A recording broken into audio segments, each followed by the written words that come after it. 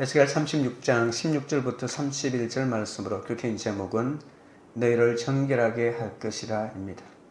하나님은 에스겔을 통해 이스라엘에게 반복해서 너희가 너희 죄로 인해서 심판을 받아 이방인들의 조롱거리가 되었다고 말씀하십니다. 이스라엘은 포로로 끌려갔으면서도 회개하지 않았고 자신들은 절대로 망하지 않는다고 생각했습니다. 그러다가 예루살렘이 완전히 함락되었다는 소식을 듣고 하나님 백성의 정체성도 잃어버리고 처참히 무너졌죠. 그동안 망한다고 외쳤던 에스겔은 이제는 망한 그들에게 회복을 선언합니다. 이방인들에게 조롱과 수치를 받은 이스라엘을 위해 하나님이 오히려 이제는 이방을 맹렬한 질투와 분노로 심판하겠다고까지 하십니다. 하나님은 자녀인 이스라엘을 벌 주시기도 하지만 그들을 괴롭히는 이들을 그냥 두지 않을 것입니다. 에스겔은 하나님이 이스라엘을 처음보다 낮게 대우하신다고 합니다.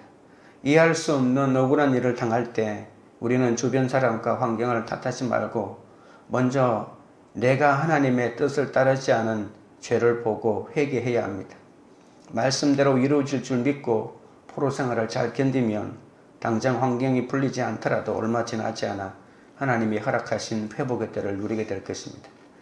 오늘은 하나님이 이스라엘 족속이 그들의 죄로 고국 땅을 더럽혔기에 그들을 심판하여 헛되셨다고 심판의 이유를 다시 설명합니다.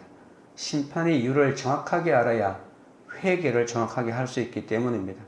그러나 내 거룩한 이름 때문에 그들을 다시 모아서 정결하게 하겠다고 하십니다.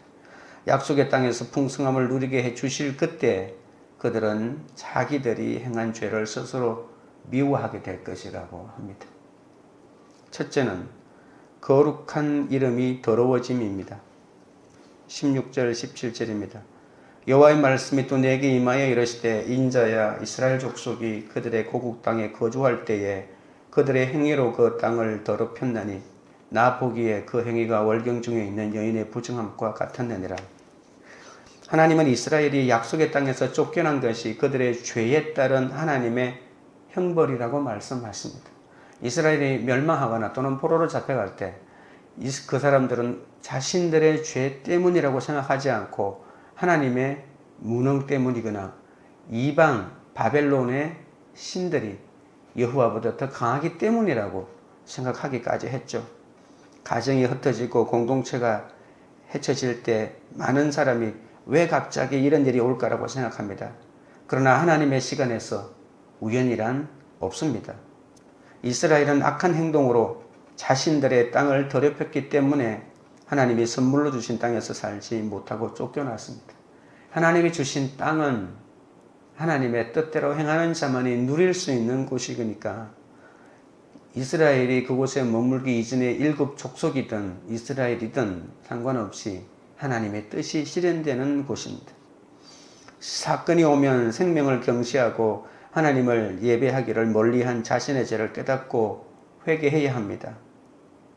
선지자는 그들의 행위를 여자의 생리와 비교합니다. 고대 사회에서 여자의 월경은 가장 터부시하는 부정함으로 여겨졌습니다.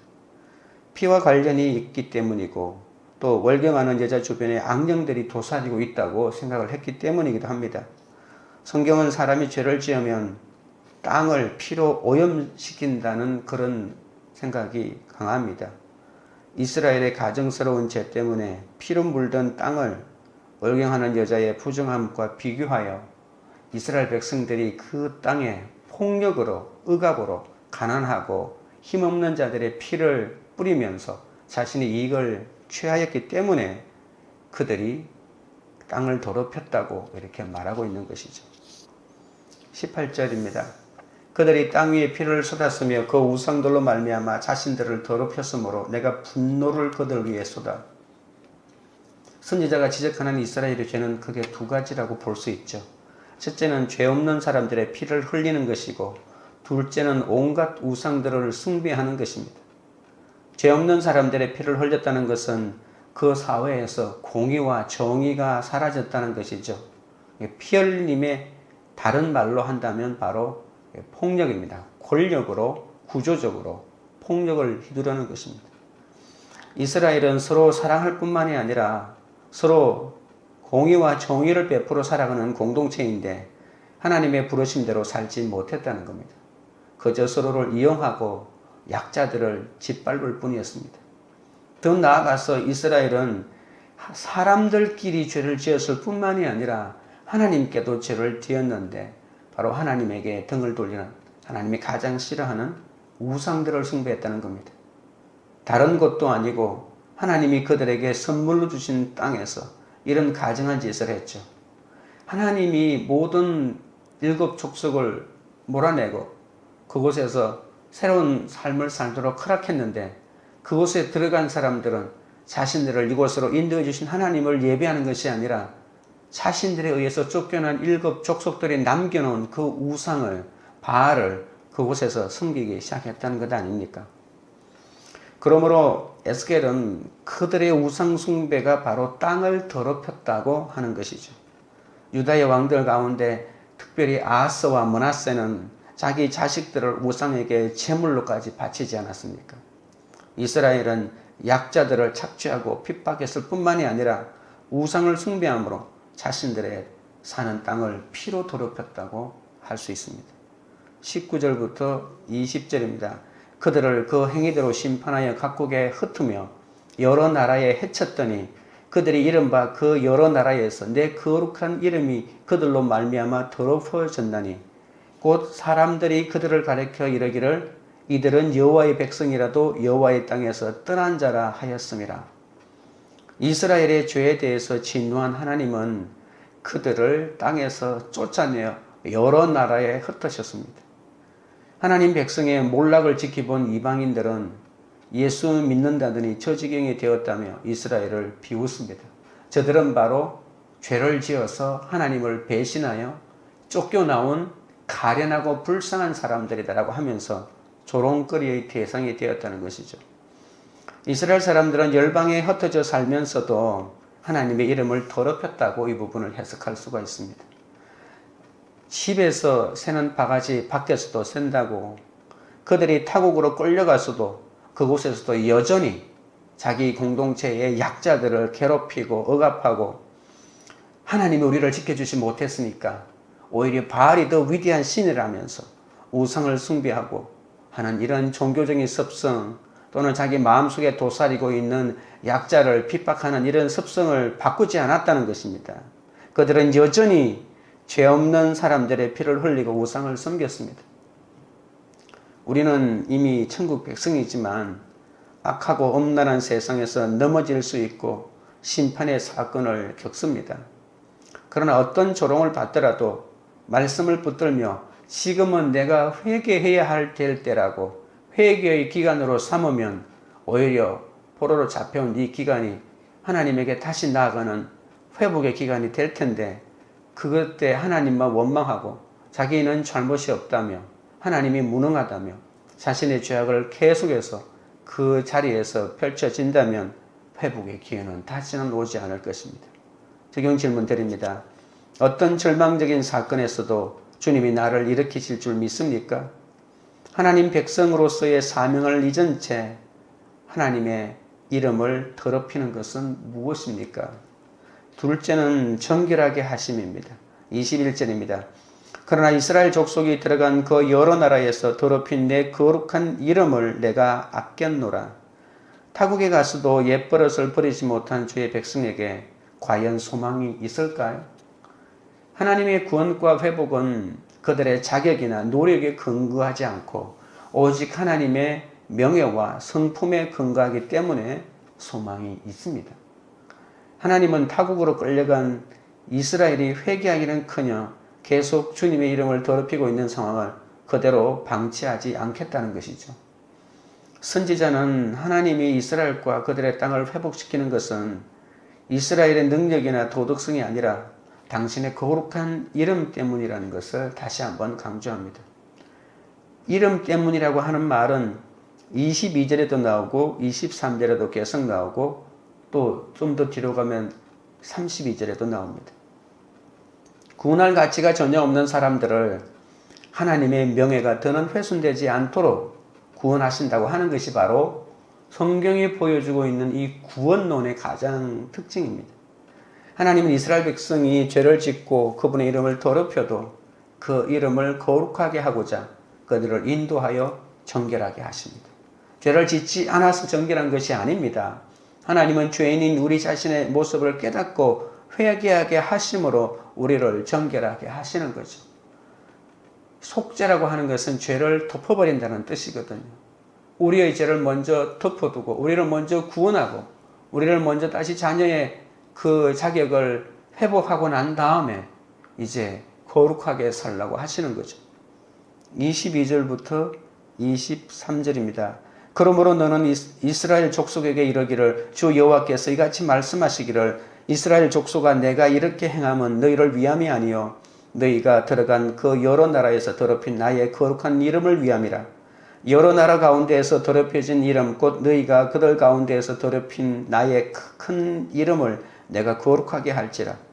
내가 그들의 눈앞에서 너희로 말미암아 나의 거룩함을 나타내리니 내가 여호와인 줄을 여러 나라 사람이 알리라. 주 여호와의 말씀이니라. 하나님은 자기 명예를 위해서 세상 곳곳으로 흩어진 이스라엘 사람들을 가나안으로 모은 후에 그들과 언약을 맺으십니다. 에스겔은 이 과정을 24절에서 세 차례나 제2의 새로운 출애굽 사건으로 묘사하고 있거든요. 여러 나라 가운데서 인도하여 내고 여러 민족 가운데서 모아 데리고 고국 땅에 들어가서라고 하는 이 말씀 외에도 에스겔서는 이 출애굽의 모티브가 9차례나 더 등장합니다. 새 출애굽이 시작되는 날에는 옛날의 출애굽 사건처럼 흩어져 있던 주의 백성들이 주님의 인도에 따라 다시 이스라엘로 모일 거라는 겁니다. 하나님이 열방에 흩어진 백성들을 다시 모으실 뿐만이 아니라 그들과 새 언약을 체결하시는 이유도 오로지 자기 이름 때문입니다. 하나님과 언약을 맺은 백성들이 노력해서 얻어낸 결과가 아니라 하나님의 일방적인 은혜로 이루시는 일입니다. 선지자 이사야도 에스겔보다 훨씬 전에 이러한 회복에 대하여 예언하지 않았습니까? 24절 25절입니다. 내가 너희를 여러 나라 가운데서 인도하여 내고 여러 민족 가운데서 모아 데리고 고국 땅에 들어가서 맑은 물을 너희에게 뿌려서 너희로 정결하게 하되 곧 너희 모든 더러운 것에서와 모든 우상 숭배에서 너희를 정결하게 할 것이며 하나님이 주의 백성과 맺으실 하나님은 백성들에게 물을 뿌려 온갖 더러움과 우상 숭배에서 정결하게 하십니다. 하나님은 자신과 백성들의 관계를 새로운 차원으로 격상하시죠. 새롭고 더 좋은 관계를 맺기 위해서는 반드시 맑은 물을 뿌려서 정결하게 만드는 준비 작업이 필요합니다. 그러나 죄악된 세상에 속해 있으면서 거룩한 삶을 사는 것은 인간의 힘으로는 도저히 불가능합니다. 그러므로 거룩한 삶을 살려면 날마다 말씀의 맑은 물을 자신에게 뿌려야 하죠. 하나님은 이스라엘을 모든 부정함에서 씻겨내십니다. 주의 백성은 온갖 악을 행한 부정함과 우상을 숨기던 더러움에서 깨끗하게 씻김을 받아야 하죠. 이스라엘 종교에서 정결 예식이 얼마나 중요한지를 보여줍니다. 죄는 용서받아야 할 불의이자 씻겨야 할 더러움이기도 합니다. 26절입니다. 또 새 영을 너희 속에 두고 새 마음을 너희에게 주되 너희 육신에서 굳은 마음을 제거하고 부드러운 마음을 줄 것이며 하나님이 물을 뿌려 자기 백성들을 정결하게 하신 다음에 그들에게 새 마음과 새 영을 주십니다. 히브리어로 이 마음이라고 하는 말은 곧 심장이라는 말입니다. 정결 과정이 물을 뿌리는 인간의 외형적인 것에서부터 시작해서 이제 내부적인 마음으로까지 옮겨집니다. 심장과 영은 인간의 이성과 의지를 좌우하는 기관입니다. 새 심장과 새 영으로 새로운 삶과 신분을 회복합니다. 백성들의 새 마음과 영을 가짐으로 그들이 돌같이 굳은 마음이 사라지게 된다는 것이죠. 이것은 신명기 30장 6절과 예레미야 31장 31절부터 34절에 나와 있는 이 마음의 이 할례라고 하는 말과 거의 같은 뜻입니다. 주의 백성은 하나님이 집도하신 심장 이식 수술을 받아 새로운 피조물이 되는 것이죠. 그래서 고린도후서 5장 17절에 그런즉 누구든지 그리스도 안에 있으면 새로운 피조물이라 이전 것은 지나갔으니 보라 새 것이 되었도다 라고 말하지 않습니까? 27절입니다. 또 내 영을 너희 속에 두어 너희로 내 율례를 행하게 하리니 너희가 내 교리를 지켜 행할지라. 하나님은 주의 백성들에게 새로운 심장을 주신 다음에 하나님의 영도 주십니다. 하나님의 영은 주의 백성들을 정결하게 하고 보호하고 격려하고 믿음을 갖게 하여 그들의 삶을 변화시킬 겁니다. 하나님이 자기 영을 주셔서 하나님이 우리의 삶의 주인이심을 깨닫게 하는 그 인을 지신다는 거죠. 하나님의 영이 백성들에게 임하면 어떤 일이 벌어지냐면 그때야 하나님의 모든 교리와 율법을 지킬 수가 있다는 것이죠. 이스라엘은 모세를 통해 주신 율법대로 살지 못해서 약속의 땅에서 쫓겨나지 않았습니까? 그들은 스스로 율법을 지킬 능력이 그들에게는 없다는 겁니다. 그래서 하나님이 그들에게 새 마음과 새 영을 주셔서 이제는 말씀대로 경건한 삶을 살 수 있는 길을 열어주신다는 것이죠.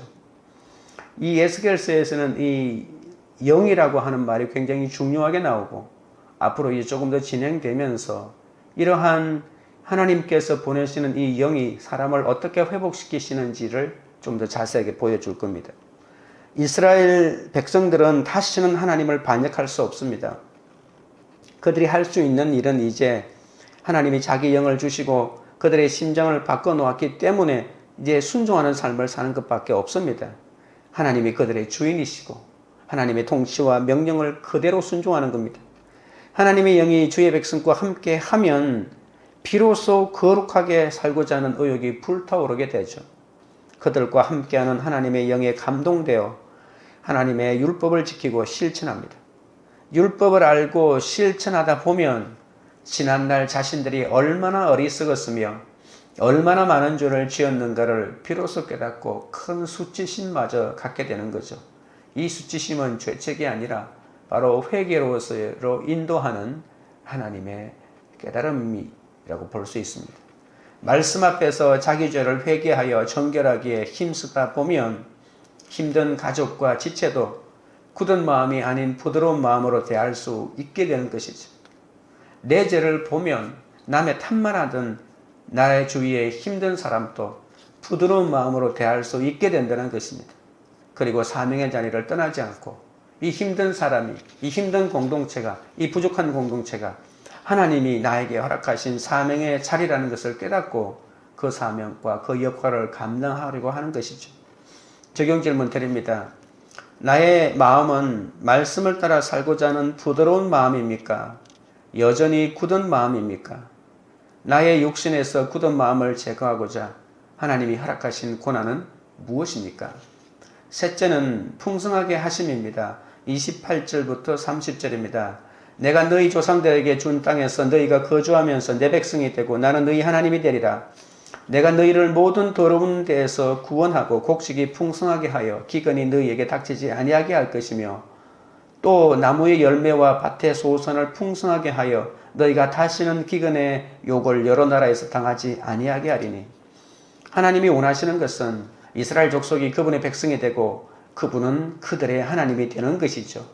이 말은 창세기 17장부터 시작하여 요한계시록 21장 3절까지 성경 곳곳에서 나타나는 말씀입니다. 이를 위해서 하나님은 더러워진 이스라엘을 심판하시기도 하고 또 정결하시기도 하고 풍성하게도 하시는 거죠. 무엇 때문에?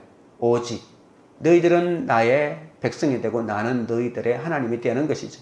요한계시록 21장 3절에 보면 너희는 내 아들이 되고 백성이 아니라 아들, 자녀의 관계라고 설정하는 모습을 볼 수가 있죠.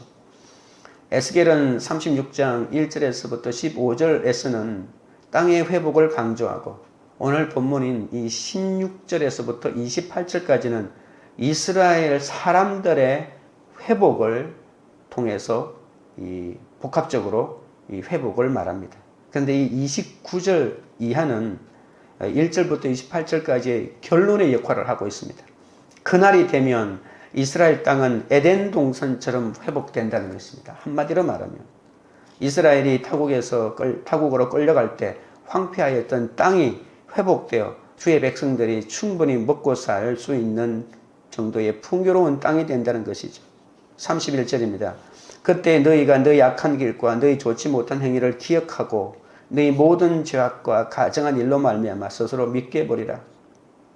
이스라엘은 오히려 풍성함을 누리는 그때에 자신들이 걸어온 악한 일과 좋지 못한 행위를 기억하고 그것들을 미워하게 될 것이라는 것입니다. 우리는 잃어버렸던 낙원을 다시 얻을 것입니다. 구원을 받은 우리는 언젠가 에덴 동산의 풍요함을 누리고 살 것을 꿈꾸고 있습니다. 하나님은 우리를 이 다른 사람보다 잘 살게 만드는 것이 목적이 아닙니다. 잘 살게 만들고 하나님과의 관계가 바르지 않는데 잘 살면 반드시 타락의 길로 걸어가기 때문에 우리를 다시 하나님과의 관계를 회복시키고 난 다음에 하나님은 이러한 풍요를 허락하신다는 사실을 반드시 명심해야 합니다. 구원해 주신 주의 크신 은혜를 경험한 사람은 율법적인 두려움으로 죄를 바라보지 않습니다. 주님께서 얼마나 큰 사랑으로 내 죄를 용서하셨는지를 깨닫고 감사하게 되는 거죠. 우리가 큐티하고 하나님 말씀을 묵상할 때 내 죄를 본다고 하는 것은 이것은 죄책에 사로잡히는 것이 아닙니다. 하나님이 이렇게까지 나를 인도하시고 용서해 주었다면서 내가 어떻게 살 것인가라고 하는 이러한 새로운 삶으로 나아가는 것이지, 나는 죄인이야, 나는 절대 안 돼, 이렇게 자책할 사람이 어디에 있습니까? 이처럼 참다운 회개를 경험한 사람은 이전과는 다른 풍성한 삶을 살겠다고 하나님이 약속하십니다. 회개가 먼저입니다. 나를 잘 살게 해주면 회개하겠다. 인간은 그런 존재가 아닙니다. 먼저 하나님 앞에 나 자신의 죄를 철저하게 회개하면 하나님이 허락하시는 잃어버린 에덴을 회복하고 잃어버린 사람과의 관계가 회복되는 것, 그것은 하나님과의 관계가 먼저 회복될 때 일어나는 하나님의 선물이요 하나님의 은혜라는 것을 명심하시기 바랍니다. 적용 질문 드립니다. 내가 걸어온 악한 길과 좋지 못한 행위는 무엇입니까? 이제는 그것들을 미워하며 공동체에서 수치스러운 이야기까지 잘 나눕니까? 자랑스러운 이야기만 하지는 않습니까? 기도드리겠습니다. 하나님 아버지, 하나님의 택한 백성이지만 말씀을 따르지 않아 악하고 음란한 세상에서 넘어지고 깨어져 성전인 나 자신을 더럽힌 부정한 삶을 살았습니다. 그 모든 것이 내 삶의 결론으로 흩어짐의 사건까지 경험하게 되었사오니 주여 용서하여 주시옵소서. 세상에서 버림을 받고 죽임을 받기에 마땅하지만 하나님의 거룩한 이름을 위해 죄에서 돌이키게 하시고 나를 정결하게 해주시니 감사드립니다. 이제는 어떤 조롱을 받더라도 말씀을 붙들며 나아가게 하여 주시옵소서. 주님이 주시는 회복의 은혜를 맛보기 원합니다. 말씀 앞에서 내 죄를 회개하며 정결한 삶을 살게 하시고 힘든 가족과 지체도 굳은 마음이 아닌 부드러운 마음으로 대할 수 있어 사명의 자리를 떠나지 않도록 도와주시옵소서.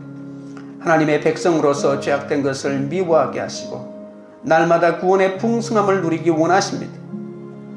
구속해 주신 주의 크신 은혜를 경험한 사람으로 율법의 두려움으로 죄를 바라보지 않고 주님께서 얼마나 큰 사랑으로 내 죄를 용서해 주셨는지 깨닫게 하옵소서.